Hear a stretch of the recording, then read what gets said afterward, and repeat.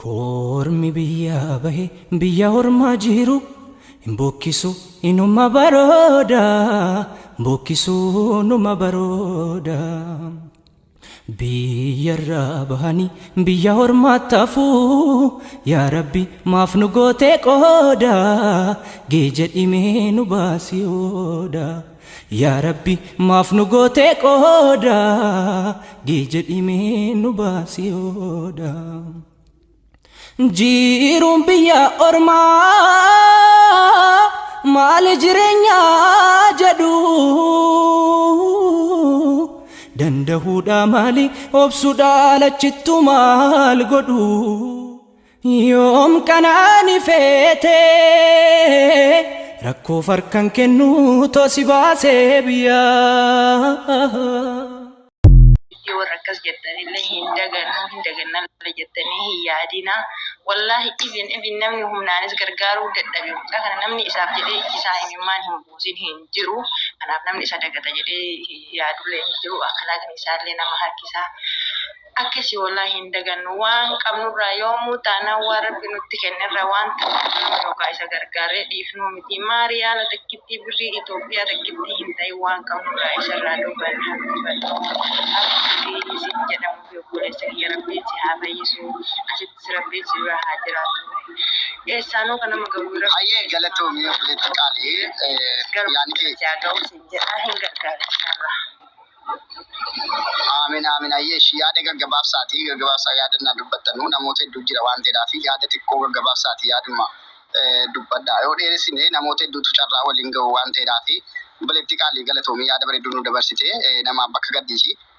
Yoo nan gargaaretti ni jettira gama isaa fuusunni barraa keessa waratte keessaan hayyadiiti akkaawuntii isaa siif ergu yookiin immoo akkaawuntii isaa yoo fudhattee jiraatte waan qabdu irratti dabarsaa fiiti waan niyyattan ofumaa keessanii amma dee yookiin uf qabaallee jedhaan jirru abbaan niyyattan waan niyyattan tokko waan ijji keessan argaa jiru waan ta'eedhaaf warreesseen tan dubbadhaa.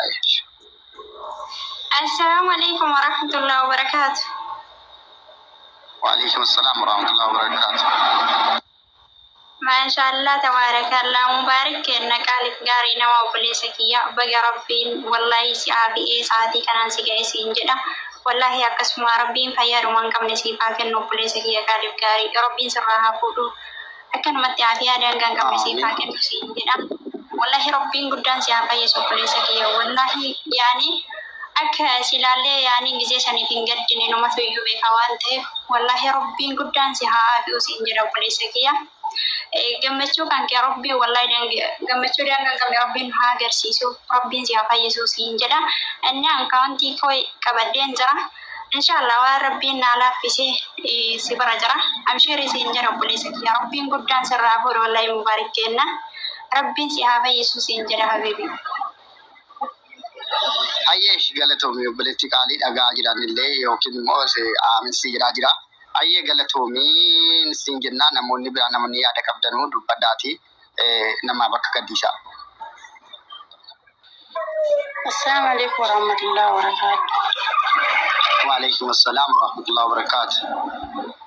Masyaallah tabarakallah obboleessa keenya qaalii baga Rabbiin fayyaa daangaan qabne ammas illee Rabbiin siif haa kennu fayyaa waan qabne la buufa guftaatii fi mararee nyaaphaan beekamu. Amin dubbataa jirta ol kaasi sagalee kee dhaga'amaan. Rabbiin fayyaa isin haa kennu dhaga'amaa amma sagaleen kiyya. Amma dhaga'amaa amma dubbadhu sidan hin dhageenye dubbadhu. Rabbiin fayyaa isaa haa kennu wallahi fayyaa daangaa hin qabne Rabbiin isaa haa kennu buufa guftaatii fi mararee nyaaphaa hin beekan jedhanii wallahi hedduu wayii gaddinee fi hedduu wayii qalbiin teenna cabdee amma mootuu qalbiin teenna wallahi xiqqoo hara nu galfattee gammannee fi jirra isa maddii jirra cinaa isaa jirra hadha waa taaneef innee borurraa waan deebinu hin qabnu waan Rabbiin nu laaffise maddii isaa dhaabbanna goma takkaasitti hin dhagamin hin jennaani jajjabaadhuu fayyaadhuma hin qabne Rabbiin si haa kennu aalii keetitti abbaa haadha keetitti Rabbiin nagaan si haa galchu kan lubbuu kan keetuu si hambise Rabbii keenya alhamdulillah inni Rabbiin galata guddaa itti galfannee jira ijaanuu warri kan kee yookiin uduudhaati jirtu ijaan si argee jedhee hedduu wayii itti gammanna jajjabaadhuu siin jenna obboleessa kiyya akkasumatti lakkoofsa kan keellee naaf hir'isee jira lakkoofsimee hin jedha. Amin lakkoofsa isaa hin qabanne amma barreeffamee ture warreen mana keessa jirtan dubbadhaa warreen ergataa jirtan immoo dhiifamaa wajjin al tokko sinan wal harkifnaati warri kun isin jalaa gada bu'u maalash nu jalaan deebinaati namoonni biraa namni yaada qabdan komentii jalatti barreessan nurra qaban isaa galatoome buleetti qaali dubbadhaa warreen kaan. Hin qabu lakkoofsa isaa mee eessaan jira laali reeb dhufe ani. Ayyee sila maxxanfamee ture ammas siifa barreeffamu asitti simaa tureen illee iyyuu aniyyuu hin qabne warreen komentiin boo'inaati komentii jala ragama isaa kaa'aa fi namoonni ragama isaa sadan sajjaltanii nama 300 kana keessaa namni ragama isaa sajjaluu dhiisu hin jiru al tokko komentii jalatti kunoo laalaal sawara dhulaa kunoo laas kana la ragamni kan isaati inni kun namoonni biraa dubbadhaa warreen yaada qabdan ayyee ati namaaf bakka gadhiisee obboleetti qaali kunoo sawara dhulaa ragama komentii jalatti argitee.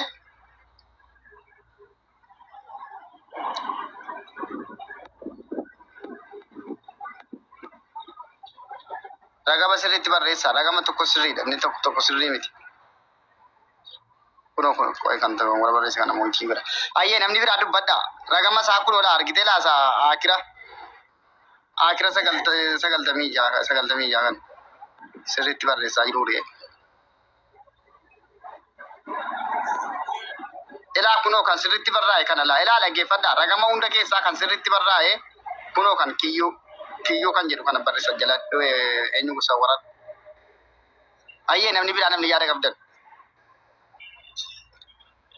Komentii boo'ichaan barreessinaa warreen girra kaa maal taatan ijoo asumaan argaa jirra namoonni ergattan kunis hunda keessanuu sin harkifna al tokko sabaraati komentii boo'ichaa ammoo hin ergina tiktokii irratti hin cobsiisina billaa alayka maal taatan ijoo isumaayyuu hin dhukkubsataa isuma dhukkubsatuyyuu asiin immoo yaada isaanii hunda barfataa jira yookiin immoo rakkina isaa tiktokii irraan argaa jirra malee maaliin argaa jirra ituu inni tiktokii kanaan qabaanne mana hospitaalaatti arguu hin dandeenyu kanaafuu al tokko hundii keessa wanni dhaamsa amaanaa isinitti dhaamannu ashaangulliitii boo'ichaa yoo ergitan ni cufsiisa tiktokii isaa warreen ergataa jirtan immoo ol isin harkifna warri kun immoo isin dubbadhaa warreen mana keessa jirtan kun isin lamma.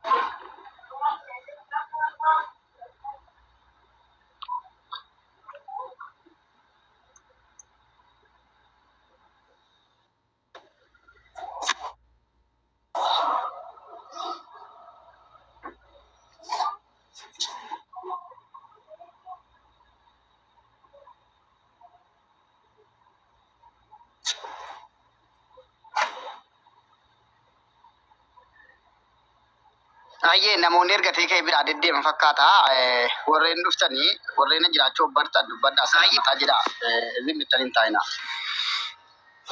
ergatanii kaatanii biraa deemtu natti fakkaata. Salaamatallee jedha. Assalamu alaikum warahmatullahi wabarakatuh.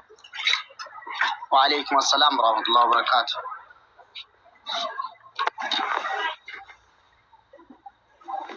Jirtu faya keessanii nagaa qabdu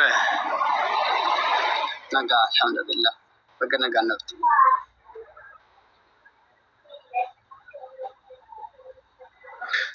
Baga nagaa neddanesh. Birana qabdee simbira nagaa keessanii miti. Nagaa alhamdulillah yaada qabdaa yookiin yaada dabarfattu yookiin waan dubbattu yaada qabdaa. Yani nu du'aa yoo naafi mucaan illee akkuma keenya dalagachuudha jedhee biyyaa bahee akkatti bahan malee akkatti galan hin beekan waan ta'eef du'aa yoo tuu goonee fi hamma rabbii nama gargaarsa ta'etu hamma rabbiin isinii kenne hamma rabbii fayyaa namaa kenne hin beekanu gargaartanii maallaqaan illee gara kamiinuu taanaan nagaadhaan biyyatti utuu haadha isaa abbaa isaatti illee nagaadhaan galee gara gama koo isiin baay'ee natti tola. Jiruun biyya ormaa kun namaan galu. Nus akkuma nu mudachuu danda'a waan isaa namaan galu. Akka gama koo itti utuu gargaarree nagaadhaan fayyaatu qabu alhamdulillah ammallee rabbi fayyaan nawwatanii harka isaati miila isaa irraa jedha malee harka qaba aafiyaa qaba. Baga rabbii fayyaa kenneefi rabbiin sammuunuma isaa illee haa eegu. Amma tokko tokko gargaaru ta'ee gargaaramee nagaadhaan biyyatti galee natti tola jechuun barbaade wallahi. Hayyee nu hundinuu yaaduma akkanaarra jirra. Wanni isin galuu qabu waan masin argaa jirtan namni luka isaa dhabee jennaanii fi haadhuma dhabeera. Dalagachuu hin danda'u, sosocho'uu hin danda'u. Namoonni biyya ormaa kun jiru kun namni fi haa qabu iyyuu inni dalagaa dhabee jedhee amma ni rakkatu nu hundinuu ni beekna jireenya biyya ormaa.